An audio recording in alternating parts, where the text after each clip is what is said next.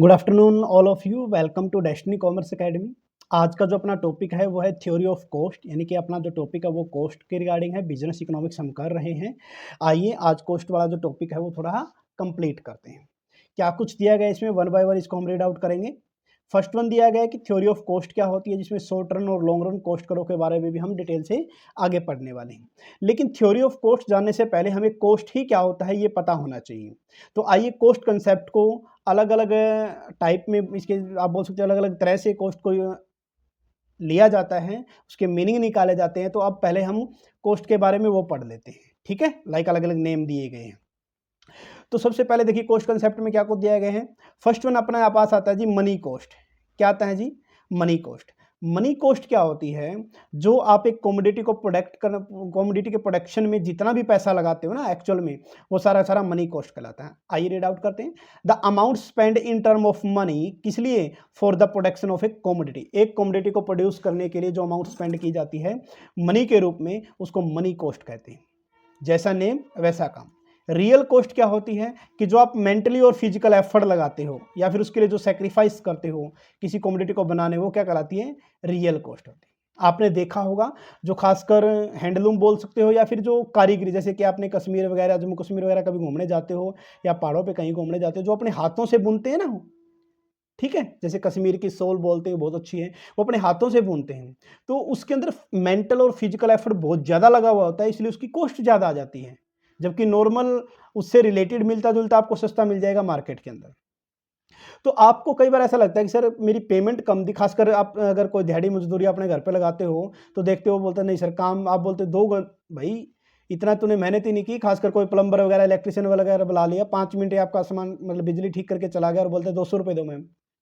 तो उस कंडीशन में क्या होता है, आप बोले भाई इतने तो आपने मेंटल फिजिकल एफर्ट ही नहीं किए, जितनी पैसे मांग लिए आपने। तो रियल कॉस्ट क्या होती है? जितने मेंटल और फिजिकल एफर्ट का जो पैसा बनता है किसी कमोडिटी को बनाने के लिए, उसको हम बोलते हैं क्या? Real cost. क्या बोलते हैं? रियल कॉस्ट, ठीक है। और ये तो वही जानता है जो गुड्स एंड सर्विस का प्रोडक्शन करता है। इसके बाद आता है थर्ड वन अपने पास अकाउंटिंग कॉस्ट, या इसको बिजनेस कॉस्ट भी बोल देते हैं। इंपॉर्टेंट है ये याद रख लेना। To cash payment which the firm make the factor और नॉन फैक्टर इनपुट, यानी कि कैश पेमेंट जो की जाती है, चाहे वो फैक्टर हो, मैन, मनी, सॉरी फैक्टर कौन कौन से? लैंड, लेबर, कैपिटल, इनको, या इंटरप्रेन्योर को जो प्रॉफिट मिलता है वो हो, या नॉन फैक्टरिंग इनकम हो, जैसे रॉ मटेरियल वगैरह आ गया वो, उनके बदले में जो पैसा पेमेंट की जाती है उसको बिजनेस कॉस्ट या अकाउंटिंग कॉस्ट बोलते हैं। अपॉर्चुनिटी कॉस्ट क्या बोलते हैं? Next best alternate foregone cost, यानी कि दो ऑप्शन थे आपके पास ए बी, आपने एक सेलेक्ट कर दिया, बी को छोड़ दिया। अब बी के छोड़ने की जो आपको हर्जाना भुगतना पड़ता है कि अगर ए बी ऑप्शन भी बढ़िया था सर, लेकिन एक ही सिलेक्ट कर पाया, बी को नहीं कर पाया, तो उसके कारण जो बी को की जो कॉस्ट होती है वो अपॉर्चुनिटी कॉस्ट कहलाती है। इकोनॉमिक कॉस्ट ये स्टार्टिंग फेज पे भी हमने पढ़ा हुआ है, लेकिन फिर दोबारा से कर लेते हैं। अकाउंटिंग कॉस्ट, इकोनॉमिक कॉस्ट क्या होती है? इकोनॉमिक कॉस्ट में अकाउंटिंग कॉस्ट और अपॉर्चुनिटी कॉस्ट दोनों मिली होती है। अकाउंटिंग कॉस्ट में सिर्फ एक्सटर्नल को जो पेमेंट किया आपने, किसको दी है? आपने जो जेब से पैसे निकाल के दिए किसी बंदे को, वो अकाउंटिंग कॉस्ट।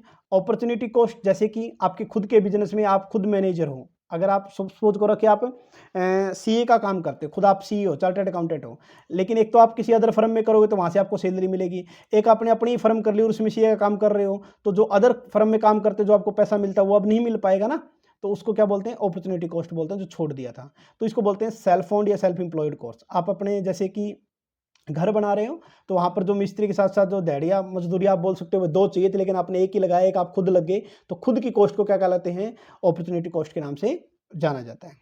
सोशल कॉस्ट क्या होती है? जब आप कोई बिजनेस वगैरह करते हो तो उसका सोसाइटी को जो नुकसान होता है, खासकर पोल्यूशन वगैरह के रिगार्डिंग, चाहे वो नॉइस पोल्यूशन हो, वाटर पोल्यूशन हो, कुछ भी हो, लैंड पोल्यूशन हो, तो उसको क्या कहलाते हैं? सोशल कॉस्ट होती है। क्या क्यों होती है सोशल कॉस्ट ऐसे? अब कंपनियां क्या करेगी? जो गंदा पानी सीवरेज में डाल, मतलब नहरों में डाल रहे हैं, उसको ट्रीट करना पड़ेगा, उसको साफ करना पड़ेगा, उसके लिए जो मशीनें वगैरह लगेगी, उसके लिए जो पैसा पेमेंट करना पड़ेगा वो सोशल कॉस्ट कहलाता है। प्राइवेट कॉस्ट क्या कहलाती है? कि एक इंडिविजुअल फर्म जो एक कमोडिटी को प्रोड्यूस करती है, उसको क्या बोलते हैं हम? इंडिविजुअल पॉइंट, मतलब फर्म पॉइंट ऑफ व्यू से प्राइवेट कॉस्ट का नाम दिया जाता है। इसके अंदर इम्प्लिसिट और एक्सप्लिसिट दोनों कॉस्ट काम लेते हैं। अब आप बोले सर एक्सप्लिसिट क्या होती है, इम्प्लिसिट क्या होती है? One by one read out कर लेते हैं। एक्सप्लिसिट कॉस्ट को out of the pocket cost के नाम से भी जाना जाता है, out of the pocket cost के नाम से भी जाना जाता है। इम्प्लिसिट कॉस्ट को क्या बोलते हैं? इम्प्लिसिट कॉस्ट जो आप, मैंने अभी बोला था, कि एक्सप्लिसिट कॉस्ट, मान ली देखो आपने एक तो मिस्त्री लगाया, राजमिस्त्री आप बोल सकते, कोई भी मिस्त्री का नाम लो, एक तो आपने मिस्त्री लगाया और एक दिहाड़िया लगा लिया, दोनों को जो सैलरी देंगे वो एक्सप्लिसिट, जो वेजेस देंगे डे बाय डे वो एक्सप्लिसिट कॉस्ट, और एक आप खुद घर का मेंबर उसके साथ लग गया मजदूर के साथ, वो इम्प्लिसिट कॉस्ट। ठीक है, थोड़ा जल्दी जल्दी करवा लेता हूँ क्योंकि इतना ज़्यादा है नहीं इसकी मीनिंग में, आगे थ्योरी वगैरह वो थोड़ा इंपॉर्टेंट आ जाता अपना। फिर आता है एक्चुअल कॉस्ट, बिजनेस कॉस्ट और फुल कॉस्ट किसके नाम से जाना चाहते हैं। एक्चुअल कॉस्ट वो जो आपने थर्ड पार्टी के साथ कॉन्ट्रैक्ट किया है, वो सारा का सारा किस में आ जाएगा, एक्चुअल कॉस्ट में आ जाएगा। जैसे रॉ मटेरियल लेके आए किसी से प्लांट ले लिया, किसी मशीनरी, ट्रांसपोर्टेशन कॉस्ट, क्या कहलाती है आपकी एक्चुअल कॉस्ट आती है। बिजनेस कॉस्ट की अकाउंटिंग कॉस्ट अभी पढ़ के आए थे पीछे, वो कहलाता सारा का सारा।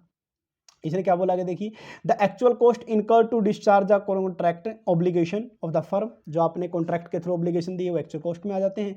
लेकिन एक्चुअल कॉस्ट के साथ साथ बिजनेस कॉस्ट के अंदर हम depreciation on plant and machinery को भी इंक्लूड करते हैं, यानी कि नॉन फैक्टरी इनकम को भी इंक्लूड करते हैं। फुल कॉस्ट क्या होती है, जिसमें एक्चुअल कॉस्ट भी आ जाती है, बिजनेस कॉस्ट भी आ जाती है और साथ के साथ इम्प्लिसिट कॉस्ट भी आ जाती है। क्या आ जाती है साथ के साथ, इम्प्लिसिट कॉस्ट भी आ जाती है, उसको फुल कॉस्ट बोल देते हैं। यानी कि कोई भी ऐसा पैसा जो कहीं नहीं लगा, मतलब हर जहाँ पर चाहे वो, मतलब कि मिस्त्री को जो वेजेस दी, उसके साथ जो दिहाड़िया था उसकी वेजेस दी, और आप खुद काम करें उसकी वेजेस, सबकी वेजेस को जोड़ दो, फुल कॉस्ट आ जाती है। ठीक है, याद रखना। एक वर्ड आता है जी अपने पास इकोनॉमिक प्रॉफिट के नाम से, हालांकि कॉस्ट का पॉइंट था तो इसके अंदर वैसे डाल दिया गया ये इकोनॉमिक प्रॉफिट का, जैसे total revenue minus full cost, यानी कि टोटल रिवेन्यू में से टोटल फुल कॉस्ट को टोटल कॉस्ट के नाम से भी जाना जा सकता है। ठीक है, एक ही बात है। तो टोटल रिवेन्यू से टोटल कॉस्ट लेस कर देंगे तो हमारे पास क्या आ जाएगा, इकोनॉमिक प्रॉफिट। और टोटल कॉस्ट में यानी कि फुल कॉस्ट में क्या क्या इंक्लूड है, एक्चुअल कॉस्ट, डेप्रिसिएशन या इम्प्लिसिट। आप ऐसे बोल सकते हो कि एक्सप्लिसिट और इम्प्लिसिट दोनों कॉस्ट मिला के फुल कॉस्ट बन जाती है। फिर आता है नेक्स्ट वन अपने पास डायरेक्ट कॉस्ट और इनडायरेक्ट कॉस्ट। किस नाम से आते हैं, डायरेक्ट कॉस्ट और इनडायरेक्ट कॉस्ट। डायरेक्ट कॉस्ट वो, जैसे एक चेयर बनाने के लिए वुड लकड़ी चाहिए तो वो क्या कहलाएगी, उस चेयर के लिए डायरेक्ट कॉस्ट है। इनडायरेक्ट कॉस्ट कौन सी, अब जैसे कि चेयर बनाने के लिए कुछ कील की जरूरत पड़ेगी, कुछ फेविकोल की जरूरत पड़ेगी, वो क्या कहलाता है आपका इनडायरेक्ट कॉस्ट कहलाता है। क्या कहलाता है, इनडायरेक्ट, यानी कि जिसको असाइन किया जा सकता है, ये पैसा डायरेक्टली यहीं पर लगा उसको डायरेक्ट कॉस्ट है। तो डायरेक्ट कॉस्ट होती क्या होती है, डायरेक्ट कॉस्ट ट्रेसेबल या असाइनेबल कॉस्ट कहा जाता है, जिसको अलग से पहचाना जा सकता है वो डायरेक्ट कॉस्ट, जिसको पहचाना नहीं जा सकता वो आपकी इनडायरेक्ट कॉस्ट आ जाती है। नेक्स्ट बनाता है फिर इंक्रीमेंटल कॉस्ट और संक कॉस्ट। संक कॉस्ट क्या होती है, डूबी हुई लागतें। जैसे आपने क्या किया, आपने फिक्स एसेट खरीद ली एक मशीन, अब उसका यूज करो चाहे ना करो वो आपके लिए डूब गई है जी, घर पे रखो तो वो नुकसान ही देगी। इंक्रीमेंटल कॉस्ट क्या होती है कि प्रोडक्शन के लेवल में चेंज होने से कॉस्ट के लेवल में भी चेंज हो जाता है। ठीक, उसको क्या बोलते हैं, इंक्रीमेंटल कॉस्ट। जैसे कि एडिंग न्यू मशीनरी ऐड कर दी, प्रोडक्शन सिस्टम चेंज कर दिया, उस टाइप से कुछ। अच्छा, एक पेपर में जो पूछा गया था वो यहाँ पर एक इंपॉर्टेंट पॉइंट ये है कि संक कॉस्ट का डिसीजन लेने में कोई योगदान नहीं होता, क्योंकि ये डूब गई है सर, मशीन ले आया, अब उसका क्या सोचना। ऐसा थोड़ी है कि मैं बार बार उसी के बारे में सोचेंगे। इंक्रीमेंटल कॉस्ट वो होती है जो डिसीजन लेने में हेल्प करती है। तो पेपर पॉइंट ऑफ व्यू से ये पूछा गया था कि डिसीजन मेकिंग में कौन सी कॉस्ट का रोल होता है, इंक्रीमेंटल का या संक का, तो आप बोलोगे इंक्रीमेंटल का होता है। नेक्स्ट वन फिर आता है आपका हिस्टोरिकल कॉस्ट या रिप्लेसमेंट कॉस्ट। हिस्टोरिकल कॉस्ट जो आपने पास्ट में जो एसेट जिस रेट पे खरीदी थी वो हिस्टोरिकल कॉस्ट। रिप्लेसमेंट कॉस्ट जो फ्यूचर में अगर आपको कोई मान ली पुरानी एसेट आपने लेके आए थे 10 लाख की, मान लें कि 2004 में आप एसेट लेके आए 10,000 की, सपोज करो, ठीक, कोई एक एसेट थी, जबकि 2024 में यही हो गई आपके पास 1 लाख की, 10,000 वाली कितनी की होगी, 1 लाख। तो 10,000 तो कहलाता है हिस्टोरिकल कॉस्ट और 1 लाख कहलाएगा रिप्लेसमेंट कॉस्ट। नेक्स्ट बनाता है जी अपना पास्ट कॉस्ट, जो पास्ट में, फ्यूचर कॉस्ट जो फ्यूचर में। कहने का मतलब आप इससे भी रिलेट कर सकते हो इसको, रिप्लेसमेंट वाला जो नियर फ्यूचर में आएगा, और पास्ट वाले को हिस्टोरिकल से भी रिप्रेजेंट करते हो। नेक्स्ट बनाता है जी out of the pocket cost. क्या था आपका, out of the pocket cost, explicit cost के नाम से भी जाना जाता है, आप ऐसे याद रख लेना। जैसे कि वेजेस, सैलरी, जो आप अपनी जेब से पैसे निकाल के, मतलब आप बिजनेसमैन हो, अपने पॉकेट से पैसे निकाल के किसी को भी दे रहे हो बाहर वाले व्यक्ति को, वो क्या कहलाता है, out of the pocket. Book cost क्या होती है, जो आपने एसेट लाइबिलिटी वगैरह जो आपने लिखी है अपनी बैलेंस शीट के अंदर, वो क्या कहलाती है, आपकी बुक कॉस्ट कहलाती है। ठीक है, जिसके अंदर कैश पेमेंट नहीं होता। तो book cost are the those business cost which do not involve any cash payment but for them a provision made. जैसे कि डेप्रिसिएशन आप बनाते हो, ठीक है, जो इंटरेस्ट कैपिटल इंप्लॉयड है ओनर की, उसके लिए जो इंटरेस्ट का अनपेड अमाउंट जो आपने अभी तक ओनर को नहीं दिया, वो बीच में आ जाएगा। फिर आता है जी कंट्रोलेबल अनकंट्रोलेबल। कंट्रोलेबल जैसा नाम है सर, जिसको कंट्रोल किया जा सकता है, अगर आप थोड़ा सा एफर्ट करोगे उसको कंट्रोल कर। नॉन कंट्रोलेबल जिसको कंट्रोल किया ही नहीं जा सकता। जैसे मान लें कि आपको कोई ऐसी चीज़ है जो एक स्थान से दूसरे स्थान पर लेके जानी है, अब उसमें से कुछ चीज़ें वाष्प बन सकती उड़ सकती है या टूट-फूट होने का खतरा है, यानी कि 1% 2% जो नुकसान होना वो तो होगा ही होगा। जैसे आप पानी का कैंटर मंगवाते हो, आजकल दिल्ली में आपने सुना होगा पानी की बहुत किल्लत हो रखी है, तो पानी का आपने कैंटर मंगवाया, तो अब उसमें से मान लिया कि सपोज करते हैं 1000 लीटर पानी डाल लिया, आपके घर पर पहुँचा 950 लीटर, क्योंकि सर कुछ लीकेज तो होगी होगी जिसको रोका नहीं जा सकता। तो वो जो डाला गया है वो सारा क्या कहलाता है, नॉन कंट्रोलेबल कॉस्ट कहलाती है। फिर आता है अर्जेंट कॉस्ट और पोस्टपोनेबल कॉस्ट। अर्जेंट कॉस्ट वो होती है जो आपको पेमेंट करनी ही करनी पड़ेगी, चाहे वो ज़्यादा हो चाहे कम हो, कोई मैटर नहीं है। समझ आ रही है ना बात? इमरजेंसी कॉस्ट क्या होती है, मान ले कि एक्सीडेंट हो गया, अब जो पास में हॉस्पिटल है उसी पे लेके जाना पड़ेगा, ये थोड़ी देखेंगे सरकारी है प्राइवेट है। समझ रहे हो ना बात? वो अर्जेंट कॉस्ट। पोस्टपोनेबल कॉस्ट क्या होती है, जो जिसको आगे ट्रांसफर किया जा सकता है। मान लीजिए आप गाड़ी लेने वाले थे, लेकिन अगर कोई मेडिकल मिस हैपनिंग होगी तो आप गाड़ी को डिले कर सकते हो, सर बाद में लेंगे, अभी तो पैसा एक बार मेडिकल में जरूरी। शट डाउन कॉस्ट और abandonment cost. Shut down cost क्या होती है, जब आप बिजनेस बंद करते हो तो उस दौरान जो आपको पैसा फिक्स कॉस्ट के, इन शट डाउन कॉस्ट को आप फिक्स कॉस्ट के नाम से भी जाना जा सकते हैं। कहने का मतलब है कि आप कार ले आए, अब आपके पास नया ड्राइवर है, पेट्रोल महंगा और घर पे खड़ी रखी है, तो उसकी जो किस्त भरोगे ना वो शट डाउन कॉस्ट कहलाती है। भाई बिजनेस बंद कर दिया तो वो तो देना ही पड़ेगा आपको, ठीक है।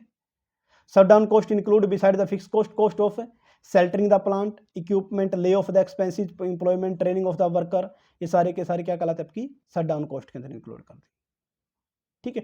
टेम्परेरी स्टॉपेज है, ये याद रख लेना। जब आप बिजनेस को टेम्परेरी रूप से बंद करते हो तो उसको क्या कहलाता है, शट डाउन कॉस्ट कहलाती है। जैसे कोरोना काल में बंद करना पड़ गया था।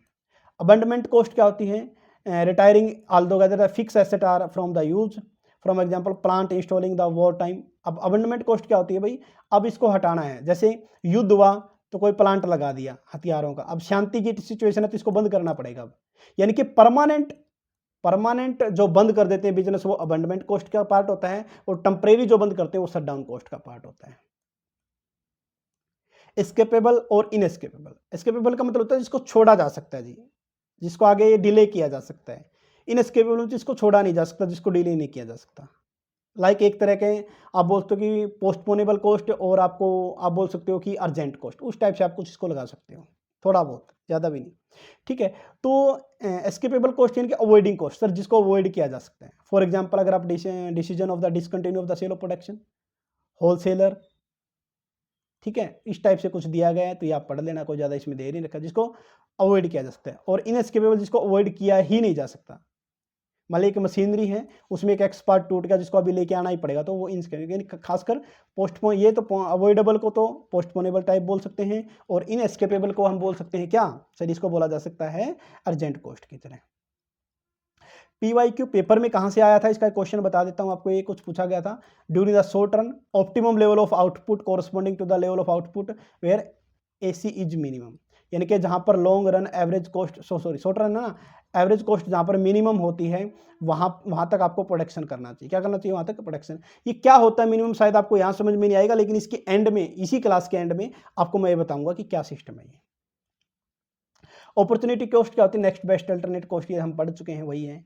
अब जो मेन पॉइंट है जहाँ से क्वेश्चन आने के चांसेस है, कि ऊपर जो हमने पार्ट किए, कितने किए ये, नियर अबाउट 19 किए हैं, 19 किए हैं, तो मे बी यहाँ से कोई ना कोई आ भी सकता है, लेकिन थ्योरी ऑफ कॉस्ट में तो डेफिनेटली आपका बनता ही बनता है। थ्योरी ऑफ कॉस्ट को दो पार्ट में डिवाइड किया गया है, एक ट्रेडिशनल थ्योरी ऑफ कॉस्ट, एक modern theory of cost. Traditional theory of cost में जो कॉस्ट करो होता है यू शेप का बनता है, और मॉडर्न थ्योरी में जो कॉस्ट करो होता है वो एल शेप का बनता है। किस शेप का बनता है, एल शेप का। अब आप बोलो सर ये एल शेप यू शेप होता क्या, आइए यही तो आपको पढ़ना है। तो कॉस्ट, थ्योरी ऑफ कॉस्ट दो तरीके, शॉर्ट रन में कैसा बनेगा, लॉन्ग रन में कैसा बनेगा। तो पहले पढ़ेंगे शॉर्ट रन, फिर पढ़ेंगे लॉन्ग रन। तो पहला आ जाता है आपका शॉर्ट रन कॉस्ट। क्या आता है, short run cost. Short run cost में टोटल कॉस्ट भी होती है, एवरेज कॉस्ट भी होती है, और मार्जिनल कॉस्ट भी होती है। टोटल कॉस्ट के फिर दो part, total fix cost, total variable cost. Average cost के फिर दो part, average fix cost, average variable cost. और मार्जिनल कॉस्ट तो हमेशा ही वेरिएबल कॉस्ट होती है, फिक्स कॉस्ट को वेरिएबल कॉस्ट, मार्जिनल कॉस्ट से कोई लेना देना नहीं है, इनके फिक्स का यहाँ पर पार्ट नहीं आएगा। ये पेपर में पूछा गया था कि marginal cost always variable cost होती है, क्योंकि मार्जिनल कॉस्ट का मतलब क्या होता है सर, वन एडिशनल प्रोडक्ट, जब आप प्रोडक्ट आप बनाते हो उसकी जो कॉस्ट होती है उसको मार्जिनल कॉस्ट के नाम से जाना जाता है। आइए जल्दी से रीड आउट करते हैं। टोटल कॉस्ट क्या दे रखी है, total cost is the cost of all the resource necessary to produce in a particular level of output. एक कोई भी चीज़ आउटपुट यानी कोई प्रोडक्ट बनाने के लिए आपको जो जो रिसोर्सेज का आप यूज करते हो उनकी जो कॉस्ट होती है वो क्या कहलाती है, आपकी टोटल कॉस्ट कहलाती है। ठीक है, शॉर्ट रन में कॉस्ट दो तरह के फैक्टर होते हैं, एक फिक्स फैक्टर, एक वेरिएबल फैक्टर। फिक्स फैक्टर जिसको चेंज नहीं कर सकते जैसे प्लांट मशीनरी वगैरह, वो वेरिएबल फैक्टर जिसको चेंज किया सकते जैसे लेबर वगैरह। तो यहाँ पर अगर हम दो फैक्टर लेके चलते हैं, एक कैपिटल, कैपिटल का मतलब यहाँ पर हम या लैंड, ये मान लो आप, आपकी मर्जी है, लैंड ले लो। कैपिटल का मतलब मानो तो मशीनरी मान सकते हो, ठीक है ना। लाइक लैंड है और लेबर है, दो चीज़ें, तो लैंड को यहाँ पर फिक्स माना गया, लेबर को यहाँ पर वेरिएबल माना गया। तो शॉर्ट रन में लैंड में तो कोई चेंज नहीं कर सकते और आप वेरिएबल में चेंज किया जा सकता है। तो उसी तरीके से उसी तरह से जो कॉस्ट ऑफ फिक्स फैक्टर है, तो कॉस्ट ऑफ फिक्स फैक्टर में हम पढ़ेंगे total fix cost, cost of variable factor में टोटल वेरिएबल कॉस्ट। ठीक है, इसी तरह टोटलिटी में फिक्स को जानेंगे तो टोटल, और एवरेज में फिक्स को जानेंगे तो एवरेज फिक्स कॉस्ट, और वेरिएबल को टोटलिटी में एवरेज को जानेंगे तो एवरेज टोटल वेरिएबल, और वेरिएबल कॉस्ट को एवरेज में जानेंगे तो एवरेज वेरिएबल कॉस्ट। कहने का मतलब यहीं से बनी है, फिक्स से दो, टोटलिटी में और एवरेज में, पर यूनिट बोल लो और टोटल बोल लो, और वेरिएबल को भी टोटल में टोटल वेरिएबल कॉस्ट और पर यूनिट में एवरेज वेरिएबल कॉस्ट। सिंपल सी बात है और कुछ भी नहीं है। तो देखो ये जो फिक्स कॉस्ट बनी है, फिक्स कॉस्ट बोल रहे total cost, total fix cost बात एक ही, फिक्स्ड कॉस्ट बनी उसमें दो से मिला के, मतलब दो बनेंगे, सो इस टाइप से फिक्स कॉस्ट दो तरीके से बन गई आपकी। ठीक है, total fix cost, total variable, average fix cost. आइए पढ़ते हैं। तो टोटल कॉस्ट में क्या होगा सर, टोटल कॉस्ट में तो सर फिक्स भी होता है वेरिएबल भी होता है, शॉर्ट रन में दोनों होता है। लॉन्ग रन में total cost total variable cost के बराबर होती है, क्योंकि सारे फिक्स फैक्टर होता ही नहीं लॉन्ग रन में। तो आप मन करे तो 2 साल बाद में अगर आपको चेंज करना है तो प्लांट भी चेंज किया जा सकता है, नया प्लांट लगाया जा सकता है। लेकिन अगर आपसे बोले 2 दिन में प्लांट लगाओ भाई, बिल्कुल पॉसिबल नहीं है शॉर्ट रन में। तो टोटल फिक्स कॉस्ट को सप्लीमेंट्री कॉस्ट भी बोल देते हैं, ये आपको याद रखना, पेपर पॉइंट से मोस्ट इंपॉर्टेंट है। ठीक है, तो cost of fix input are called the total fix cost कहलाता है इसको, और the fix cost is equal to the unit of the fix factor multiply by the price. कैसे निकालेंगे फिक्स कॉस्ट का, फिक्स कॉस्ट के फैक्टर कितने हैं और उसका प्राइस कितना है। वेरिएबल कॉस्ट क्या कहलाती है, use variable factor like labour का यूज करने से। आइए एक चार्ट दिया गया, फिर टोटल कॉस्ट का इन दोनों का जोड़ हो जाएगा। ये चार्ट दिया गया, इसको थोड़ा रीड आउट कर लोगे तो आपका काम बन जाएगा। Short run come in the sum of the total fix cost and the total variable cost. Wait a minute, ठीक है, क्या दे रखा है, short run total cost is the sum of total fix cost, total variable cost को जोड़ देंगे तो टोटल कॉस्ट बन जाएगी शॉर्ट रन के अंदर। देखिए एक जगह फिक्स आउटपुट दे रखा है, मतलब जो आप प्रोडक्शन करते हो, एक जगह फिक्स कॉस्ट 10 यूनिट रहेगी आपकी। ठीक है, यानी कि लैंड लगा लो तो इतनी मान लो। वेरिएबल कॉस्ट जो चेंज होती रहती है, देखो चेंजेबल है ये। फिर टोटल कॉस्ट इन दोनों को जोड़ेंगे, जैसे 10 प्लस में 0 10, 10 प्लस में 10 20, 10 प्लस में 18 28, इस टाइप से बन जाएगी। और ग्राफिकली अगर आपको रिप्रेजेंट करके देखना है तो वेट ए मिनट, ये देखिएगा, ये ग्राफिकली रिप्रेजेंट कर दिया। ठीक है, आपने एक चीज़ यहाँ पर नोटिस जरूर की होगी कि सर जो टोटल वेरिएबल कॉस्ट है वो 0 से स्टार्ट होती है और फिक्स कॉस्ट है वो 10 से स्टार्ट होगी। देखो ये 10 से, ये ऐसे चलेगी फिक्स कॉस्ट, फिक्स है ना, तो हॉरिजॉन्टल होता है टोटल फिक्स, ये फिक्स कॉस्ट। जबकि वेरिएबल कॉस्ट यहाँ से चली 0 से, ये वेरिएबल कॉस्ट। और फिर इन दोनों को, वेरिएबल कॉस्ट और फिक्स कॉस्ट को जोड़ देंगे तो हमारे पास क्या आ जाएगा सर, टोटल कॉस्ट आ जाएगी। क्या आ जाएगी, टोटल कॉस्ट। तो जो ये गैप दिया गया, आपको एक थोड़ा पॉइंट आउट करवाता हूँ मैं। तो टोटल कॉस्ट, देखो total cost fix cost plus में वेरिएबल कॉस्ट। ठीक है, अगर मैं निकालूँ टोटल कॉस्ट, वेरिएबल कॉस्ट को इस साइड देऊँगा तो माइनस हो जाएगा, तो वहाँ पर बची फिक्स कॉस्ट। तो ये देखना, total cost minus variable cost करेंगे तो ये जो बीच में बचा हुआ ना, ये फिक्स कॉस्ट कहलाता है। क्या कहलाता है, फिक्स कॉस्ट। तो इसका जो ये गैप है, इस गैप के बराबर है फिक्स कॉस्ट की। ठीक है, तो आपको ये ध्यान रखना है। नेक्स्ट में फिर अपने पास आता है जी एवरेज कॉस्ट। एवरेज कॉस्ट भी वो दो तरह का, एवरेज फिक्स, एवरेज वेरिएबल। तो एवरेज कॉस्ट कैसे निकालेंगे, तो average cost cost per unit होता है, यानी कि टोटल कॉस्ट टोटलिटी में, यानी कि फिक्स फैक्टर टोटलिटी में, और आपके बोल सकते हो पर यूनिट, तो पर यूनिट में एवरेज कॉस्ट बोलते हैं। तो एवरेज फिक्स कॉस्ट कैसे निकालेंगे, total fix cost divide by quantity, यानी कि जो आपके पास आउटपुट दे रखा हो, कितना प्रोडक्शन किया, एवरेज निकल जाएगा। एवरेज वेरिएबल कॉस्ट में कैसे निकालेंगे, सिंपल सा फॉर्मूला है, टोटल फिक्स कॉस्ट की बजाय की बार हो जाएगा टोटल वेरिएबल कॉस्ट, यानी कि एवरेज वेरिएबल कॉस्ट में total variable cost divide by quantity, याद है आपके पास। तो एवरेज वेरिएबल कॉस्ट का जो शेप बनाओगे आपको किस टाइप बनेगा, जैसे ये देखो टोटल वेरिएबल कॉस्ट जो हमने ऊपर बनाया था उससे उठा लिया, और एवरेज निकालें क्या, 10 को 1 से भाग कर दिया, 18 को 2 से भाग कर दिया, 24 को 3 से भाग कर दिया, यहाँ पर फिर आ जाएंगे ये एवरेज वेरिएबल कॉस्ट होगा। तो जब इसको आप ग्राफ पे डालोगे इसको तो ये इस टाइप से कुछ बनेगा। पहले क्या है 10, फिर क्या है 9, ठीक है, फिर 8, 7, इस टाइप से आके मिनिमम आ जाएगा और फिर एक लिमिट के बाद बदलना स्टार्ट हो जाएगा। तो आप बोल सकते हो कि average variable cost U shape का होता है। पेपर में आपसे डायरेक्ट पूछेगा, बनवाएगा नहीं, पेपर में डायरेक्ट क्या पूछेगा, यू शेप करो, बताओ किस शेप का होता है, तो आप बोलोगे average variable cost, sorry average variable cost किस शेप का होता है, यू शेप का होता है। ठीक है, ये वही था जो मैंने अपने को आपको बताया है। देखिएगा इसका फॉर्मूला वही दे रखा है और इसमें कुछ भी नहीं है, यू शेप में क्यों गया, कैसे गया, इस टाइप से कुछ दे रखा है, हो जाएगा। ये बस रिप्रेजेंटेशन है जो ग्राफिक मैंने आपको समझाया। अगर मैं बात करता हूँ total cost, total average cost बोल लो, एवरेज टोटल कॉस्ट या एवरेज कॉस्ट एक ही बात है, ठीक है। तो ये कैसे निकालते हैं, ये रहा एवरेज कॉस्ट का फॉर्मूला, ये हो गया average fix cost average very cost, यानी कि average cost average fix cost plus में एवरेज वेरिएबल कॉस्ट, ठीक है। ये तो एवरेज का था। टोटल का आप अगर पढ़ के आए हो तो total cost, total fix cost plus में टोटल वेरिएबल कॉस्ट, ठीक है। बस इसमें ये था और इसमें कुछ भी नहीं है, ठीक है। ये दोनों फिक्स फैक्टर को डिनोट करते हैं, एक टोटलिटी में एक एवरेज में। ये दोनों वेरिएबल फैक्टर को डिनोट करते हैं, एक टोटलिटी में एक एवरेज में। बस इसने बोला आगे क्वेश्चन कि सर एवरेज कॉस्ट यानी कि एसी करो यू शेप का क्यों होता है। यू शेप कौन सा, अभी देखिए, अभी मैं आपको ऊपर बताया भी था थोड़ा सा शायद, ये देखो ये वाला बोल रहा है ये यू शेप का क्यों होता है, इसके रीजन बताए गए।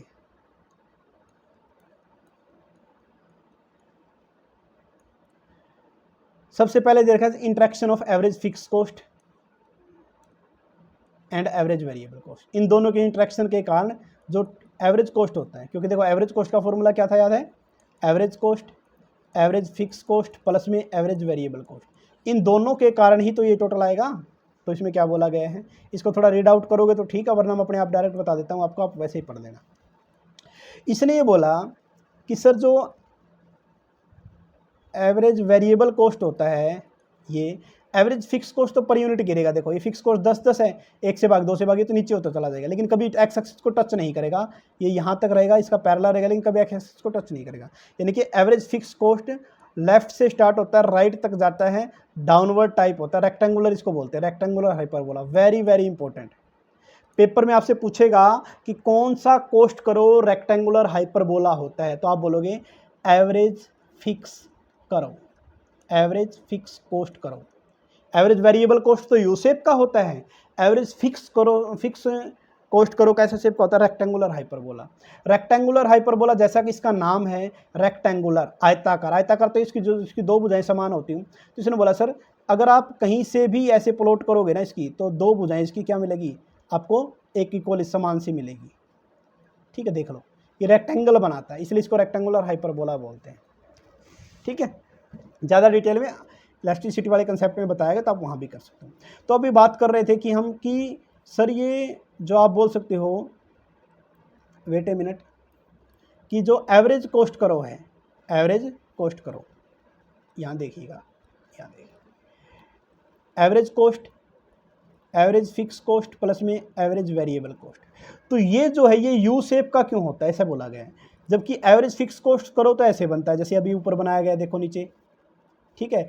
और ये भी कुछ ऐसे बनता है सर, ये भी थोड़ा सा, लेकिन थोड़ा शार्प होता है ये, यानी कि ये पूरा यू बोल सकते हो, ये पहले नीचे जाएगा और फिर एकदम उठेगा। तो इसने बोला सर ये जब ये फिक्स कॉस्ट एक तो नीचे जा रहा है और एक ऊपर जा रहा है, तो ये भी तो मिक्सअप होना चाहिए ना। इसने बोला कि जी एवरेज फिक्स्ड करो के नीचे जाने की गति, स्पीड वो कम होती है, और एवरेज वेरिएबल कॉस्ट के ऊपर जाने की स्पीड वो अधिक होती है, और इन दोनों का एक कॉम्बिनेशन तो होता है यू कॉस्ट, इसलिए ये जो एवरेज कॉस्ट होता है ये यू शेप में हो जाता है, ना कि नीचे जाता है। यानी कि एवरेज कॉस्ट करो ऐसे जाते जाते नीचे क्यों नहीं जाता, फिक्स कॉस्ट के कारण तो जाना चाहिए, लेकिन एवरेज वेरिएबल कॉस्ट के कारण एकदम ऊपर उठ जाता है, इसलिए एवरेज कॉस्ट भी यू शेप का होता है। तो पेपर में आपसे पूछेगा एवरेज कॉस्ट करो, एवरेज कॉस्ट करो कैसा होता था, आप बोलोगे U shape. Average fix cost करो कैसे होता था, आप बोलोगे रेक्टेंगुलर हाइपरबोला। और आपसे पूछेगा एवरेज वेरिएबल कॉस्ट क्या होता था, आप बोलोगे यू शेप। बस ये पेपर पॉइंट ऑफ व्यू से आपसे पूछे जाएंगे, होप से आप ये कर पाओगे। अब आता है जी, एक तो रीजन क्या दे रखा है यू शेप करो का, यानी कि शॉर्ट रन में एवरेज कॉस्ट यू शेप का क्यों होता है। एक तो पहला तो ये interaction of average fix cost और वेरिएबल कॉस्ट, पहला पॉइंट तो यही होगा। आइए दूसरा पॉइंट इसके अंदर पढ़ते हैं। लॉ ऑफ वेरिएबल प्रोपोर्शन के कारण भी ऐसा होता है। किसके कारण होता है, लॉ ऑफ वेरिएबल प्रोपोर्शन। ये हम पढ़ के आ चुके हैं सर, शॉर्ट रन में लॉ ऑफ वेरिएबल प्रोपोर्शन होता है। इसका मतलब क्या था लॉ ऑफ वेरिएबल प्रोपोर्शन का, सर एक फिक्स फैक्टर के साथ जब एक वेरिएबल फैक्टर का यूज किया जाता है तो उससे जो भी प्रोडक्शन आप जब करते हो तो उसको हम क्या बोलते हैं, लॉ ऑफ वेरिएबल प्रोपोर्शन। यानी कि फिक्स फैक्टर के साथ वेरिएबल फैक्टर का यूज करना लॉ ऑफ वेरिएबल प्रोपोर्शन कहलाता है। ये देखिए, when a fix factor is combined with the variable factor, ठीक है। लॉ ऑफ वेरिएबल प्रोपोर्शन के कारण ऐसा होता है, क्योंकि शॉर्ट रन में फिक्स कॉस्ट फिक्स फैक्टर जो होता है फिक्स ही होता है, और वेरिएबल फैक्टर में चेंज, सिर्फ वेरिएबल फैक्टर में चेंज करना पड़ता है, जिसके कारण भी क्या होता है आपका बोल सकते हो कि, यानी कि फिक्स फैक्टर तो क्या होता है शॉर्ट रन में, यानी कि एवरेज फिक्स कॉस्ट सही तो नीचे जाएगा, जबकि वेरिएबल फैक्टर इसके कारण चेंज होता है ना, मेन तो ये तो फिक्स ही होता है। तो एक रीजन ये बोला सर, जब वेरिएबल के कारण चेंज होता है तो वेरिएबल तो सर हम यू शेप का बना रहे हैं एवरेज वेरिएबल कॉस्ट, तो इसलिए भी ये यू शेप का होता है टोटल मिला के। तो ये था, ये तो इसके कुछ रीजन थे। एक होता है मार्जिनल कॉस्ट। नेक्स्ट हम क्या पढ़ते हैं, ये खत्म हो गए यहाँ पर इसके रीजन, ठीक है, यानी कि दो ही रीजन थे वो खत्म कर दिया। तो एक तो हमने पढ़ा टोटल कॉस्ट, एक हमने पढ़ा एवरेज कॉस्ट, अब हम पढ़ेंगे मार्जिनल कॉस्ट। तो ये मार्जिनल कॉस्ट का बारे में यहाँ से पढ़ रहे हैं। ये हमने कर दिया टोटल फिक्स कॉस्ट और total variable cost, average fix cost और एवरेज वेरिएबल कॉस्ट, और ये हमेशा ही वेरिएबल में होता है, इसलिए मार्जिनल कॉस्ट बोल लो इसको डायरेक्टली, कोई दिक्कत नहीं है, एक ही पार्ट इसका। ओके, ये हम पढ़ चुके हैं। आइए मार्जिनल कॉस्ट पढ़ लेते हैं। Marginal cost is increase in the total cost when the output is increase by 1 unit, यानी कि एक यूनिट का प्रोडक्शन बढ़ाएं या घटाएं, उसके कारण टोटल यूनिट में जो चेंज होगा उसको मार्जिनल कॉस्ट बोलते हैं। मार्जिनल कॉस्ट का फॉर्मूला होता है change in total cost divide by change in output, change in output.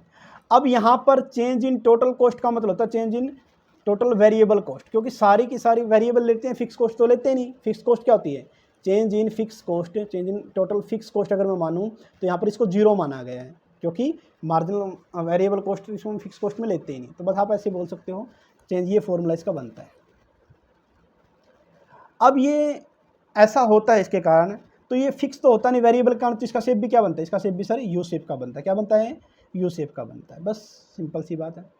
अब आपको रिलेशन बताना है। देखो रिलेशन वैसे तो टोटल कॉस्ट, एवरेज कॉस्ट और मार्जिनल कॉस्ट में पूछा जाना चाहिए, ठीक है, लेकिन यहाँ पर आपसे पूछा गया है एवरेज कॉस्ट और मार्जिनल कॉस्ट के बीच में क्या रिलेशन है। तो आइए दिया गया है, थोड़ा मैं आपको बता के दिखा देता हूँ। देखिए कॉस्ट करो यू शेप का, देखो एवरेज कॉस्ट करो है, ये भी यू शेप का बनता है, मार्जिनल कॉस्ट है, ये भी यू शेप का बनता है। लेकिन जैसे मैं बना देता हूँ पहले यू शेप का एवरेज कॉस्ट, इसका ये इसका मिनिमम पॉइंट बना दिया सर, जहाँ पर मिनिमम एवरेज कॉस्ट है, यहाँ पर क्या है मिनिमम एवरेज कॉस्ट है, ठीक है, टोटल एवरेज कॉस्ट आप बोल सकते हो। एवरेज कॉस्ट के अंदर इसके अगर फर्दर फैक्टर करोगे ना आप तो बनेगा average fix cost average variable, वो करना तो कोई यहाँ जरूरत नहीं है। अब बात करते हैं मार्जिनल, ये पेपर में पूछा है मार्जिनल, जब एवरेज कॉस्ट गिरती है, गिर रही है ना, तो मार्जिनल कॉस्ट भी गिरेगी सर, और अपने पॉइंट पर मिनिमम पॉइंट पर एवरेज कॉस्ट से पहले पहुंचेगी, मिनिमम मार्जिनल कॉस्ट, और फिर ये बढ़ेगी बढ़ती हुई और इसके मिनिमम पॉइंट को काटेगी ये मार्जिनल कॉस्ट। समझ आई बात। यानी कि पेपर में क्या पूछा, रिलेशन जो ये दे रखे ना, ये आपको यहाँ से पढ़ना है आपको तो, लेकिन मैं आपको डायरेक्ट बता रहा हूँ बना के डायग्राम से। पहला सर, जब एवरेज कॉस्ट गिरती है तो मार्जिनल कॉस्ट उससे पहले गिरती है। एवरेज कॉस्ट जब मिनिमम पॉइंट पर पहुंचती है अपने, तो मार्जिनल कॉस्ट उससे पहले अपने मिनिमम पॉइंट पर पहुंच जाती है। मार्जिनल कॉस्ट एवरेज कॉस्ट को नीचे से काटेगी, कहाँ से काटेगी, नीचे से काटेगी, और जब काटती है तो उस कंडीशन में मार्जिनल कॉस्ट इंक्रीजिंग होती है। क्या होती है, इंक्रीजिंग होती है। और जहाँ पर एवरेज कॉस्ट और मार्जिनल कॉस्ट बराबर होता है उतना आउटपुट डिसाइड किया जाता है। क्या डिसाइड किया जाता है? उतना आउटपुट डिसाइड किया जाता है। यहाँ पर ऐसे मान लो आप, तो इतना आउटपुट बनाया जाएगा जी इस प्राइस पे, और इतना आउटपुट आपको डिसाइड किया जाता है। ठीक है, जब कॉस्ट, एवरेज कॉस्ट बढ़ रही होती है मिनिमम के बाद, तो मार्जिनल कॉस्ट उससे पहले बढ़ती है। मतलब गिरेगी तो पहले, बढ़ेगी तो पहले मिनिमम पॉइंट पे आएगी, तो पहले मार्जिनल कॉस्ट आएगी। बस यही दिया गया है और इसमें कुछ नहीं है। आप थोड़ा रीड आउट इसको करोगे तो अच्छे से कर पाओगे। ठीक है, ये शॉर्ट रन के था। अब अगर हम बात करते हैं लॉन्ग रन, आपको फिर से थोड़ा सा रिकॉल करवा देता हूँ। शॉर्ट रन क्या क्या पढ़ा सर? शॉर्ट रन में टोटल कॉस्ट हमने पढ़ी, एवरेज कॉस्ट हमने पढ़ी, मार्जिनल कॉस्ट हमने पढ़ी, और एक सर इन दोनों का रिलेशन हमने पढ़ा। ये 3 पॉइंट किए थे। अब बात करते हैं लॉन्ग रन के अंदर। लॉन्ग रन के जैसे शॉर्ट, इसको थोड़ा सा रिप्रेजेंट और कर देता हूँ मैं, थोड़ा सा, ताकि आपको याद रहे। सर शॉर्ट रन में टोटल फिक्स कॉस्ट होता है और टोटल वेरिएबल कॉस्ट होता है। एवरेज फिक्स कॉस्ट होता है और एवरेज वेरिएबल कॉस्ट होता है, और मार्जिनल तो वेरिएबल ही होता है, तो इसलिए इसको अलग ही रख लेते हैं। लेकिन लॉन्ग रन में शॉर्ट रन में फ़र्क क्या है, बस आपको ये पता होना चाहिए। लॉन्ग रन, यहाँ पर लिख देता हूँ लॉन्ग रन, इसमें total cost, average cost, marginal cost, बस क्या करना है। वैसे तो ज़रूरत नहीं है, शॉर्ट रन में लगाना था तो शॉर्ट रन ऐसे ऐसे लगा सकते हो, इसमें भी ऐसे लगा सकते हो, इसमें भी ऐसे लगाते हैं, लेकिन मोस्टली शॉर्ट रन में हम ऐसे नहीं लगाते। मतलब अगर वैसे लगाना तो लगा सकते हो। लॉन्ग रन में एल लगा देते हैं, लॉन्ग रन में एल लगा देते हैं, यानी कि long run average cost, long run total cost, long run marginal cost. ये तो शॉर्ट रन और लॉन्ग रन के आइडेंटिफाई करने का हो गया। जहाँ पर दोनों यूज करने हैं, चाहे दोनों को लॉन्ग रन शॉर्ट रन आप दिखा दो, या सिर्फ एक को लॉन्ग रन को दिखा दो, आपकी मर्जी है। समझ में आई नहीं आई बात है? और यहाँ पर इसके फर्दर पार्ट नहीं बनेंगे जी। यहाँ पर फर्दर पार्ट की एमसी मार्जिनल कॉस्ट के तो बनते ही नहीं थे, इन दोनों के भी नहीं बनेंगे, क्योंकि यहाँ पर भी टोटल वेरिएबल कॉस्ट होता है सिर्फ, और एवरेज वेरिएबल कॉस्ट होता है। फिक्स कॉस्ट को चेंज किया जा सकता है वेरिएबल की तरह, तो सारे फिक्स फैक्टर हो या फिर वेरिएबल फैक्टर हो, दोनों ही चेंजेबल हैं, तो इसलिए वेरिएबल होता है सारा का सारा। होप सो ये आपको थोड़ा समझ में आया होगा। तो आइए पढ़ते हैं लॉन्ग रन के बारे में। क्या दिया गया लॉन्ग रन के बारे में? The long run is the period of time in which all the input are variable. सारे के सारे इनपुट कौन कौन से? फिक्स फैक्टर हो या फिर वेरिएबल फैक्टर हो। फैक्टर बोलो या इनपुट बोलो, एक ही बात है। वो सारे के सारे क्या होते हैं? वेरिएबल होते हैं। फर्म अपने अकॉर्डिंग उसमें चेंज कर सकती है। ओके, और इसलिए इनको प्लानिंग ओरिजिन के नाम से भी जाना जाता है। क्या होता है ये थोड़ा सा आगे बताऊंगा आपको। आइए जी, बोल्ड कर रखी लाइन ये पेपर में पूछी गई है, इसलिए यहाँ पर डाला गया है। In the long run, in the other word, the producer operate in the short run, यानी कि प्रोड्यूसर को ऑपरेट करना पड़ता है बिजनेस को शॉर्ट रन में, और लॉन्ग रन में प्लान करना पड़ता है। ठीक है, यानी कि प्रोड्यूसर ऑपरेट करना पड़ता है शॉर्ट रन में और प्लानिंग करता है लॉन्ग रन के लिए। आप भी जब कोई बिजनेस सेटअप करते हो तो आप लॉन्ग टर्म के लिए प्लानिंग करते हो कि मुझे ये, ऐसा तो है नहीं कि मैं 3 महीने बिजनेस चलाऊंगा फिर पैसा कमाया और भाग जाऊंगा यहाँ से। ठीक है, लॉन्ग रन के लिए सोचते हो। तो वही 3 तरह के cost, long run total cost, long run average cost, long run marginal cost, जैसे मैंने बताया। आइए पढ़ते हैं। सबसे पहले long run total cost. Short run में तो अलग अलग था सर, टोटल फिक्स और वेरिएबल, लेकिन इसमें सारा का सारा एक ही है। तो long run total cost is the minimum cost at which each level of output is produce, जहाँ पर आप मन चाहे उतना प्रोडक्शन कर सकते हो। लॉन्ग रन एवरेज कॉस्ट करो। Long run lowest point of the SAC. However, अब ये क्या होता है टेंडेंसी टू, ये जो डेफिनेशन है इसको मैं करो के हिसाब से आपको समझाता हूँ। मे बी यहाँ पर दे रखा होगा तो वही आपको करवा दूँ, याद रखना लॉन्ग रन एवरेज कॉस्ट के बारे में। डिफरेंट नेम होते हैं जी किसके? लॉन्ग रन एवरेज कॉस्ट करोगे। टोटल कॉस्ट वाला तो आपने पढ़ ही लिया कि सर सारे वेरिएबल होते हैं, जितना चाहे उतना प्रोडक्शन कर सकते हैं। ये तो प्रोडक्शन पे बात आ गई। अब ये जो लॉन्ग रन एवरेज कॉस्ट करो है, इसी को आगे डिफाइन किया गया है। इसके अलग अलग नेम दे रखे हैं जी। लॉन्ग रन एवरेज कॉस्ट करो को इन्वॉल्व करो भी बोलते हैं, लिफाफे की तरह सबको कवर कर गया वो, जैसे ये रहा, ये यहाँ पर डिटेल में पढ़ा हुआ। प्लानिंग करो बोलते हैं, अभी ऊपर पढ़ के आए कि सर शॉर्ट रन में ऑपरेट किया जाता है प्रोडक्शन को, लॉन्ग रन में प्लानिंग की जाती है। इसको प्लानिंग करो के नाम से भी जाना जाता है। क्यों होता है? इनके डायग्राम बताता हूँ तो थोड़ा सा आपको समझ में आएगा। डायग्राम देखिए, हाँ जी, वेरी गुड। देखिए शॉर्ट रन में तो क्या होता है, जैसे शॉर्ट रन का पहले बना देता हूँ। शॉर्ट रन एवरेज कॉस्ट करो, एक हो गया। अब ये यहाँ तक पहुँचा, सपोज करो कि यहीं तक पहुँचा, ठीक है, या मिनिमम तक पहुंचा। तो दूसरा प्लांट उसी टाइम नहीं लगा सकते जी, हमारे पास इतना टाइम ही नहीं होता, दूसरा प्लांट वहीं नहीं लगा सकते। यानी कि शॉर्ट रन में हमारे पास फिक्स सेक्टर के कारण हमारे पास थोड़ी लिमिटेशन होती है। ठीक है, अब देखिएगा, अब जैसे यहाँ पर है सर लॉन्ग, अब पेपर में जो ऊपर पूछा गया था कि लॉन्ग रन एवरेज कॉस्ट करो क्या होता है, हम बोलेंगे क्या, ये देखिए जो शॉर्ट रन एवरेज कॉस्ट के जो मिनिमम पॉइंट होते थे, एक शॉर्ट रन एवरेज कॉस्ट करो 1, ऐसे ही इसका minimum point short run average cost करो 2, ठीक है, ऐसे चलेंगे, इसका minimum short run average cost करो 3, ऐसे अलग अलग प्लांट बनाते गए। ठीक है, जैसे ये एक प्लांट का शॉर्ट रन कॉस्ट, दूसरे प्लांट का, तीसरे प्लांट का, ऐसे चलता गया, चौथे का, पाँचवें का, छठे का, सातवें का। अब लॉन्ग रन में तो आप कितना कुछ भी कर सकते हो। तो जो ये जो LAC का जो मिनिमम होगा, वहाँ पर जो शॉर्ट रन का प्लान टच करेगा, वहाँ पर जो शॉर्ट रन का प्लान टच करेगा, यहाँ पर कौन सा किया, फोर्थ नंबर वाला। तो यहाँ तक प्रोडक्शन करना चाहिए, इससे आगे जाओगे तो आपकी कॉस्ट बढ़ेगी, इससे आगे नहीं करना चाहिए। तो एक चीज़ तो ये कि sir long run average cost करो, वहाँ पर मिनिमम होता है। ठीक है, यानी कि वहाँ उस, आप बोल सकते हो कि लॉन्ग रन के अंदर क्या होता है सर, सारे अलग अलग प्लांट आप लगा सकते हो। और लॉन्ग रन क्या होता है सर, शॉर्ट रन का टोटल ही तो होता है लॉन्ग रन। अब आपने 5 साल बिजनेस किया, कैसे किया सर, पहली साल, दूसरी साल, तीसरी साल, चौथी साल, पाँचवीं साल, अब पाँचों को जोड़ देंगे तो 5 साल का बन जाएगा, यही होगा। तो इसी तरह से लॉन्ग रन एवरेज कॉस्ट करो क्या, शॉर्ट रन एवरेज कॉस्ट करो का टोटल ही हो गया। तो उस कंडीशन में ये यहाँ पर टच करता गया, लेकिन जहाँ पर मिनिमम होगा वो पहला क्वेश्चन तो ये कि सर ये तो हो गई हमारी प्लानिंग।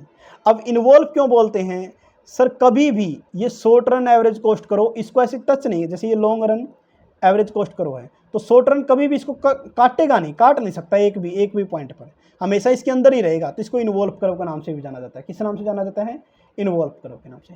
होप से आपको थोड़ा सा समझ में आया होगा, फिर भी इसको थोड़ा नोट को रीड आउट करना, आपका काम बन जाएगा। ठीक है, एक्सप्लेनिंग वही है जो मैंने आपको बताया, उससे ज़्यादा इसमें कुछ नहीं एक्सप्लेन में। तो हमने क्या पढ़ लिया, हमने पढ़ा sir long run total cost करो, जितना चाहे उतना प्रोडक्शन कर सकते हो। लॉन्ग रन एवरेज कॉस्ट करो, ये हमने पढ़ा था, और इसका एक डायग्राम भी किया है, और ये बोला इसको इन्वॉल्व करो या प्लानिंग करो के नाम से भी जाना जाता है। ठीक है, अब आता है सर अपने पास लॉन्ग रन मार्जिनल कॉस्ट करो। क्या होता है लॉन्ग रन मार्जिनल कॉस्ट करो, ये यू शेप का होता है, किस शेप का होता है, और ये चेंज इन, वही फॉर्मूला बन गया, wait a minute, long run marginal cost करो, वही change in long run total cost करो, change in long run quantity, बस ये आ जाएगा, फॉर्मूला बन जाएगा। ठीक है, नेक्स्ट अपने पास आता है इकोनॉमी एंड डिसइकोनॉमी ऑफ स्केल के बारे में। तो सबसे पहले इकोनॉमी ऑफ स्केल और डिसइकोनॉमी ऑफ स्केल के बारे में पढ़ते हैं। तो डायरेक्ट सबसे पहले मैं आपको बता देता हूँ कि जो हम ऐसे यू शेप बनाते हैं ना कॉस्ट करो, उसमें यहाँ तक सेंटर पर ये मिनिमम पॉइंट हो गया जी। इस मिनिमम पॉइंट से पहले वाले को तो बोलते हैं इकोनॉमी, क्या बोलते हैं, इकोनॉमी। और जो ये पोर्शन बच गया इसको बोलते हैं डिसइकोनॉमी, क्योंकि यहाँ तक कॉस्ट कम हो रही है तो इकोनॉमिक मतलब तो बचते हैं कि फ़ायदे, हमारे लिए फ़ायदा, बिजनेस के लिए फ़ायदा, और डिसइकोनॉमी का होता है बिजनेस के लिए नुकसान, तो ये डिसइकोनॉमी होता है। तो यहाँ पर हम रीजन पढ़ेंगे कौन सा इकोनॉमी क्यों होता है, डिसइकोनॉमी क्या होता है उसके रिगार्डिंग। ठीक है, होप से आपको अच्छा लगेगा टॉपिक। आइए पढ़ते हैं economy of scale. The अक्रंस of increasing return और डिमिनिशिंग कॉस्ट। देखो रिटर्न का मतलब होता है कि आउटपुट लगा लो, कुछ भी लगा लो, वो बढ़ेगा कब, जब कॉस्ट कम होगी। यानी कि इंक्रीजिंग रिटर्न और डिमिनिशिंग कॉस्ट, बात वही है भाई, कॉस्ट कम होगी इसका मतलब रिटर्न बढ़ गई मतलब कॉस्ट कम होगी, एक ही बात, एक ही सिक्के के दो पहलू हैं। अक्रंस of increasing return is explain in term of the economy of scale. जब आपकी रिटर्न बढ़ती है, जो पैसे बचते हैं, इकोनॉमी ऑफ स्केल को पैमाने की बचते बोलते हैं हिंदी में। ठीक है, economy of scale refer to the situation in which increasing the scale of production reducing the unit of cost. यानी कि आप प्रोडक्शन तो बढ़ा देते हो और पर यूनिट कॉस्ट को क्या कर देते हो, कम कर देते हो। ठीक है, तो इसको क्या बोलते हैं, इकोनॉमी ऑफ स्केल के बाद बात करते हैं। अब थोड़ा सा एक डायग्राम और बनाता हूं ताकि आपको थोड़ी क्लैरिटी हो जाए। देखो आपको पता है कि कॉस्ट करो ऐसे बनता है, ठीक है, और आपको याद हो जहां तक अगर करवाया था मैंने, प्रोडक्शन करो ऐसे बनता है। बोलो हाँ या ना, बिल्कुल सही बात है सर, ये तो बनता है प्रोडक्शन करो या रिवेन्यू करो, आपने देखा भी होगा। ठीक है, और ये वाला जो पोर्शन था ये बनता है कॉस्ट करो, किसी भी टाइप की कॉस्ट लगा लो, कॉस्ट करो। तो आपने एक पॉइंट नोट किया हो तो यहाँ पर जो प्रोडक्शन का जो मैक्सिमम था, क्या था, मैक्सिमम, वो कॉस्ट का मिनिमम बनेगा। क्या बनेगा? कॉस्ट का मिनिमम बनेगा, मिनिमम। ठीक है, तो यहाँ पर तो कॉस्ट अगर डिक्रीजिंग है, यहाँ पर क्या हो गया, इसी से आपको सब कुछ समझ में आ जाएगा, पूरी क्लैरिटी आ जाएगी। यहाँ पर अगर कॉस्ट डिमिनिशिंग है, डिमिनिशिंग कॉस्ट, तो आपने नोटिस किया हो तो यहाँ पर इंक्रीजिंग प्रोडक्शन है, इंक्रीजिंग प्रोडक्शन है। ठीक है, दूसरा अगर आपने यहाँ पर नोटिस किया होगा डिमिनिशिंग प्रोडक्शन या डिक्रीजिंग बोल लो, एक ही बात है। ठीक है, प्रोडक्शन है तो आपने नोटिस किया होगा तो यहाँ पर इंक्रीजिंग कॉस्ट है, इंक्रीजिंग कॉस्ट है।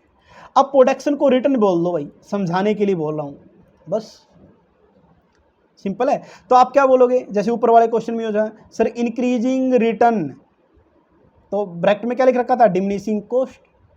फिर हम बोलेंगे डिक्रीजिंग या डिमिनिशिंग रिटर्न, तो आप बोलोगे इंक्रीजिंग कॉस्ट।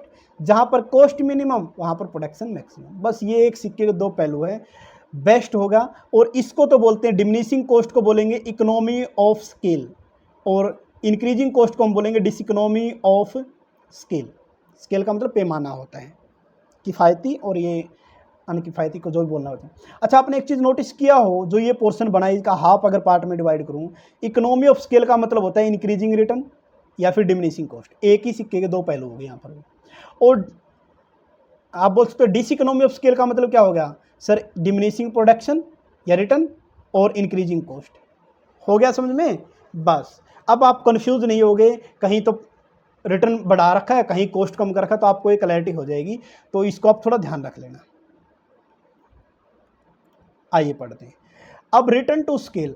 अब अगर जब रिटर्न टू स्केल आएगा तो यहाँ पर ना इंक्रीजिंग दे रखा ना डिक्रीजिंग दे रखा, तो आप वैसे समझ लेना। Return to scale are only one part of economy. इसने बोला रिटर्न टू स्केल दो तरह का होता है सर, एक तो इकोनॉमी ऑफ स्केल, एक होता है डिसइकोनॉमी ऑफ स्केल। ठीक है, तो return to scale are only one part का मतलब होता है इकोनॉमी ऑफ स्केल, जबकि return to scale are technical while economy of scale are the technical और मॉनिटरी।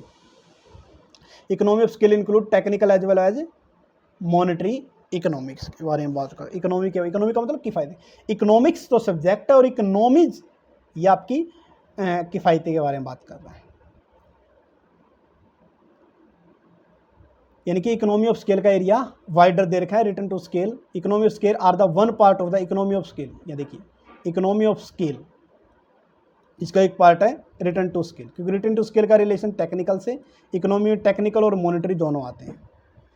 अच्छा, आपको याद हो तो प्रोडक्शन का रिलेशन होता है आपका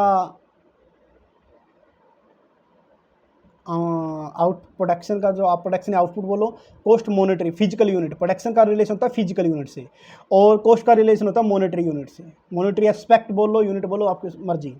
scale of production has solid bearing of the cost of production बोल सकते। Generally large scale of production lower cost, production बढ़ेगा कॉस्ट कम हो गया। अभी डायग्राम बनाया था, रीजन वगैरह सब कुछ वहीं पर है। नेक्स्ट आइए, तो इकोनॉमी ऑफ स्केल दो तरीके का होता है, इकोनॉमी इंटरनल और external. Internal economy of scale का मतलब होता है जब सिर्फ एक फर्म को है तो फ़ायदा मिलेगा तब, और एक्सटर्नल इकोनॉमी का जब पूरी इंडस्ट्री के लिए होता है।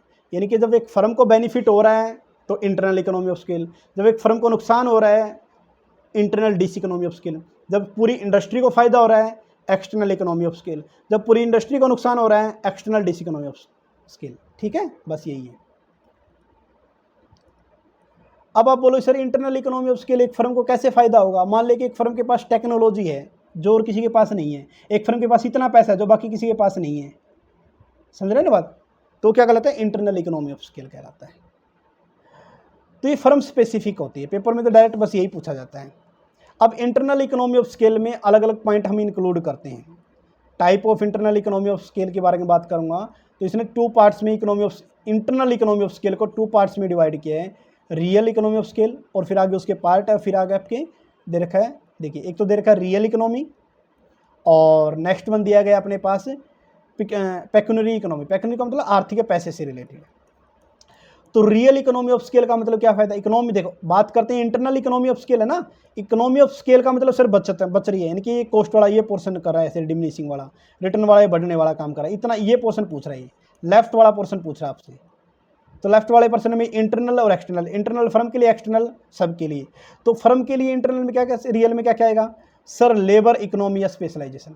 अगर सर किसी फर्म के पास जो लेबर है ना वो स्पेशलाइज्ड है, स्किल्ड है, तो सर उस सिर्फ बेनिफिट उसी को मिलेगा ना। बेनिफिट किसको मिलेगा, सिर्फ उसी को मिलेगा, क्योंकि उसके पास लेबर स्किल्ड है। इसी तरह टेक्नोलॉजी, किसी पर्सन के पास कैपिटल मान लिया कि सबसे ज़्यादा उसी के पास है। इसी तरह इन्वेंट्री, किसी के पास रॉ मटेरियल लार्ज बल्क में पड़ा हुआ है तो उसको बेनिफिट हो जाएगा एक फर्म को। या सेलिंग एंड मार्केट टेक्निक एक फर्म की अच्छी है तो उसको बेनिफिट हो जाएगा। मार्जिनल इकोनॉमी के रिगार्डिंग दिया गया है कि ठीक है, तो मैनेजमेंट है वो डिसेंट्रलाइज कर रखी है सर उसने, क्योंकि इकोनॉमी जो लेबर और स्किल है। ट्रांसपोर्ट या स्टोरेज इकोनॉमी खुद के, जैसे मान लीजिए दो फर्म, फर्म ए फर्म बी, फर्म ए के पास खुद का पैसा है, खुद का ट्रांसपोर्ट है, खुद की मैनेजरियल अच्छी स्किल है, और फर्म बी मान ले कि आप अभी नए नए हो ना, आपके पास पैसा इतना, ना लेबर है, ना कोई एक्सपीरियंस स्टाफ है, तो जिसको है उसको इकोनॉमी, इंटरनल इकोनॉमी स्किल का बेनिफिट मिलता रहेगा, जिसके पास नहीं मिलेगा। तो इंटरनल का मतलब, रियल का मतलब जो एक्चुअल में लाइक थिंग्स के रिगार्डिंग मान लो, मेंटल या फिजिकल एफर्ट के रिगार्डिंग बोल लो। इसके बाद risk bearing economy of scale, उसके पास रिस्क लेने का स्कोप है। पेक्यूनियरी का मतलब होता है जो पैसे के रिगार्डिंग, भी एक फर्म के पास बहुत सारा पैसे, जैसे अंबानी हो गया, अनिल अंबानी, मुकेश अंबानी, टाटा बिरला ग्रुप हो गई, पेप्सी कोला, कोका कोला, ये कंपनियाँ हो गई। तो ये क्या है, पेक्यूनियरी इकोनॉमी ऑफ स्केल के नाम से बोलते हैं। ये क्या करते हैं सर, बल्क में चीज़ें खरीद लेते हैं तो पर यूनिट कॉस्ट कम आ जाती है। जो बड़ी फर्मों को बेनिफिट होता है वो छोटियों को नहीं होता। एक्सटर्नल के अंदर क्या, यानी कि यहाँ पर इंटरनल में क्यों पढ़ेंगे इसको सर, अगर एक फर्म बड़ी है तो उसको पेक्यूनियरी इकोनॉमी ऑफ स्केल का, इंटरनल इकोनॉमी ऑफ स्केल का बेनिफिट मिलेगा, जबकि छोटी फर्म को नहीं मिलेगा। फिर आता है एक्सटर्नल। एक्सटर्नल के अंदर अगर हम बात करेंगे तो एक्सटर्नल का मतलब सर एक पूरी इंडस्ट्री को बेनिफिट, मान लिया कि एक टेक्सटाइल इंडस्ट्री है, एक ऑटोमोबाइल इंडस्ट्री है। टेक्सटाइल मतलब तो कपड़े से रिलेटेड, ऑटोमोबाइल कार मोटरसाइकिल वगैरह इससे है। तो टेक्सटाइल को बेनिफिट हो सकता है ऑटोमोबाइल को ना हो। जीएसटी में बेनिफिट हो सकता है, किसी को भी हो सकता है।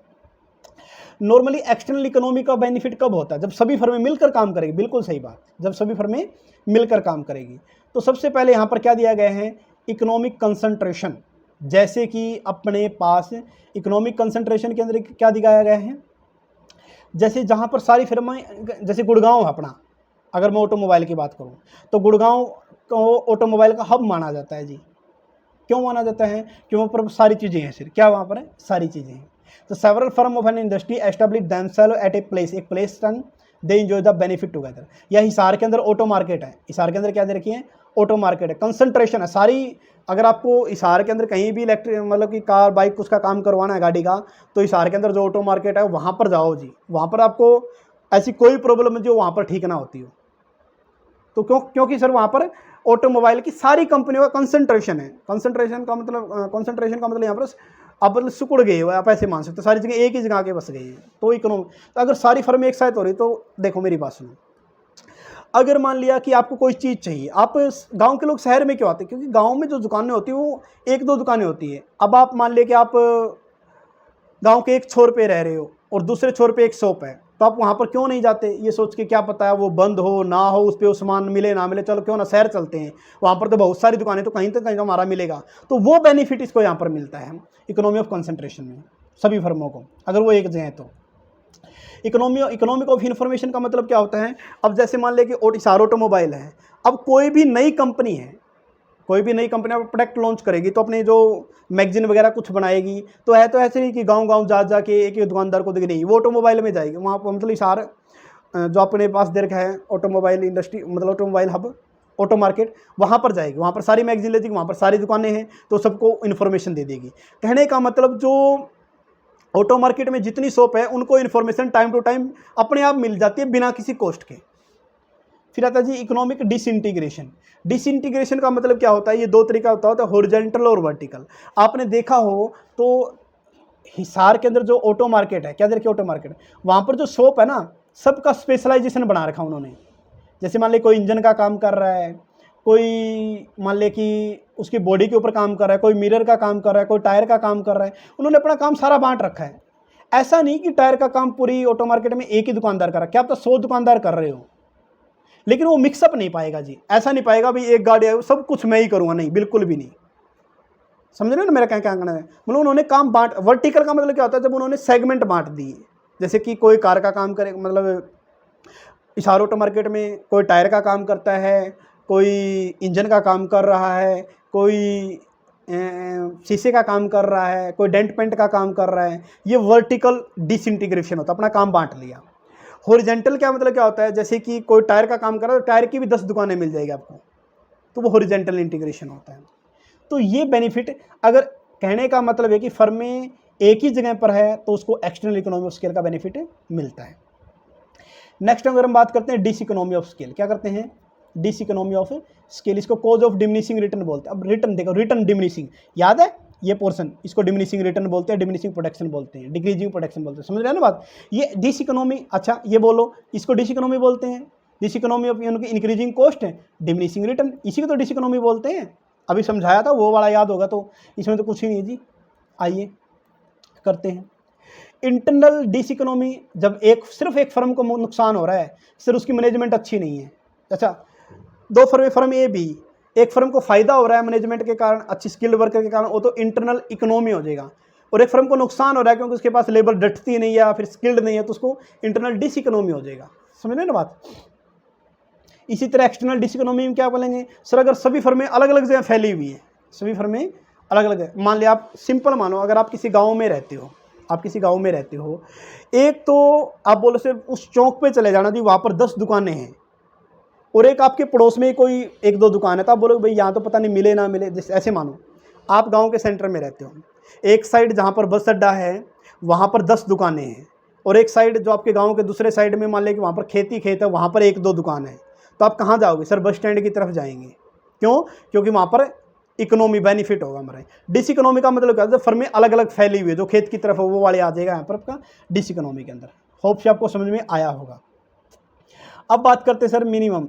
अच्छा एक बात और मैं बात कर रहा था कि सर ट्रेडिशनल में यू शेप का बनता है कॉस्ट करो, और ये यू शेप का बन गया लॉन्ग रन एवरेज कॉस्ट करो, और मॉडर्न टेक्निक में लॉन्ग रन एवरेज कॉस्ट करो ये एल शेप का बन जाता है, ऐसे ऐसे बन जाता है। क्यों? क्योंकि सर ये एल शेप क्या होता है, ये आगे यू उठता क्यों नहीं है, ये इसलिए नहीं उठता क्योंकि सर लॉन्ग रन के अंदर मैनेजमेंट अच्छी होती है, प्रोडक्शन अच्छा होता है, यानी कि टेक्नोलॉजी और मैनेजमेंट के कारण modern long run average cost करो को एल शेप माना गया है, क्योंकि अच्छी मैनेजमेंट और टेक्नोलॉजी के कारण ये क्या है अपग्रेड, ये उसको बढ़ने नहीं देते बल्कि इसको पैरेलल रखते हैं। ठीक है, अब ये थोड़ा सा और डिटेल में दिया है। मिनिमम एफिशिएंट स्केल पर देखो, कॉस्ट पर यूनिट दे रखा है, नीचे आउटपुट दे रखा है। देखो हमने अब तक ये तो पढ़ा था सर ये इकोनॉमी ऑफ स्केल, सर ये portion diseconomy of scale. अब ये जो पोर्शन होता है ना, यू, तो यू से आपको याद है यू ऐसे बनाते थे बचपन में, ये बनाते थे नहीं बनाते थे ऐसे, ये लो ये थोड़ा सा करके ये मैंने ऐसे कर दिया और फिर ऐसे बना। वी तो ऐसे बनेगा, वी में तो ये पोर्शन होता है नहीं कांस्टेंट वाला, तो यू शेप में थोड़ा सा पोर्शन, इसको कांस्टेंट रिटर्न टू स्केल भी बोलते हैं। ये पेपर में याद कर लेना बस, नॉर्मली तो आपको ये याद रखना है, ये पोर्शन तो आपको याद रखना सबके लिए, और ये जब ज़्यादा नॉलेज झाड़ने लग जाए ना तो उसके लिए है, वरना इतनी जरूरत नहीं याद करने की। अब पी वाई क्या कुछ होता है, लॉन्ग रन एवरेज कॉस्ट करो यू शेप का क्यों होता है, ट्रेडिशनल के अप्रोच, किसके according, traditional approach, traditional approach के अकॉर्डिंग की बात कर रहा हूँ मैं, याद रखना यू शेप, क्योंकि मॉडर्न में तो सर एल शेप होता है, ये यू शेप क्यों होता है, वही इकोनॉमी डिस इकोनॉमी। सबसे पहले economy of scale prevail at the small level of output, ए बनाना ही पड़ेगा भाई, लॉन्ग रन एवरेज कॉस्ट करो, ये इसका मिनिमम मान लिया मैंने। ठीक है, ये इकोनॉमी ऑफ स्केल है, ये डिस इकोनॉमी ऑफ स्केल है। अब मेरे को बताओ, ये इकोनॉमी ऑफ स्केल की बात कर रहा है, इकोनॉमी ऑफ स्केल कब होगा, अब ये यहाँ से लेके यहाँ तक, ये आउटपुट या प्रोडक्शन मान लो, ये 10 यूनिट का है, यहाँ पर सपोज करो 5 यूनिट का है, और यहाँ पर सपोज करो 15 यूनिट का है। तो इकोनॉमी ऑफ स्केल जब प्रेजेंट का बताया है, जब प्रीविलिंग जो इस मार्केट रेट जो प्राइस दे रखा वो स्मॉल यूनिट, अच्छा लार्ज आउटपुट कर रहे हैं स्मॉल कर रहे हैं, सर स्मॉल ही कर रहे हैं, लार्ज तो आगे बढ़ेगा, यानी कि स्मॉल लेवल ऑफ आउटपुट पर इकोनॉमी ऑफ स्केल होता है, इसके कारण यूज होता है। दूसरा डिस इकोनॉमी ऑफ स्केल क्या लिखा है, लार्ज लेवल ऑफ आउटपुट है, सर आउटपुट तो बढ़ेगा लेकिन डिस इकोनॉमी, यानी कि इकोनॉमी आउटपुट कम होता है तब होता है, डिस इकोनॉमी जब आउटपुट एक लिमिट के बाद ज़्यादा बढ़ाते तब होता है। ये पेपर में पूछी गई ये लाइनें, इसलिए यहाँ पर समझा रहा हूँ आपको, इसको रट्टा मार लेना यहाँ तक का। तो फिर क्या दे रखा है, benefit of division of labour specialisation accurate more level of school, ये बोल रखा है ये पोर्शन। सर यहाँ पर एक लेबर स्पेशलाइज लेबर होगी तब इकोनॉमी ऑफ स्केल में कब रहेंगे, जब सब लेबर बढ़िया हो स्पेशलाइजेशन हो। मैनेजर इनएफिशिएंसी है तो डिसइकोनॉमी आ जाएगा sir. Higher level of operation या हायर आउटपुट पर ये आ जाएगा। ये आउटपुट के पॉइंट ऑफ व्यू से समझाया गया है, ये पेपर में पूछा गया था इसलिए थोड़ा बता रहा हूँ। Variable cost of production at the various level of output, कि sir various cost of production, बहुत सारी कॉस्ट बदलती रहती है, यहाँ पर ज़्यादा कॉस्ट फिर कम होती गई, फिर मिनिमम और फिर बढ़ती गई, यानी कि बहुत सारी कॉस्ट ऑफ यू शेप में बहुत सारे लेवल होते हैं कॉस्ट के। Greater division of letter specialisation accurate large firm के लिए इजीली रहता है। Become more difficult to manage the firm efficient in the bigger, अगर फर्म बड़ी होगी तो उसको मैनेज करना थोड़ा डिफिकल्ट होगा। पेपर में पता क्या बोला गया था, greater division of labour specialisation accurate to the so small firm, small firm नहीं सर, लार्ज फर्म के बारे में बात कर रही है। डिवीजन ऑफ लेबर का बेनिफिट तभी है जब फर्म बड़ी हो, फर्म में 2 बंदे, उसमें डिवीजन क्या करोगे करके, ठीक है। ये पॉइंट साथ के साथ आपको याद होने चाहिए। तो ये था जी आज का टॉपिक, होप से आपको अच्छा लगा होगा। फिर भी कोई प्रॉब्लम है तो आप कमेंट कर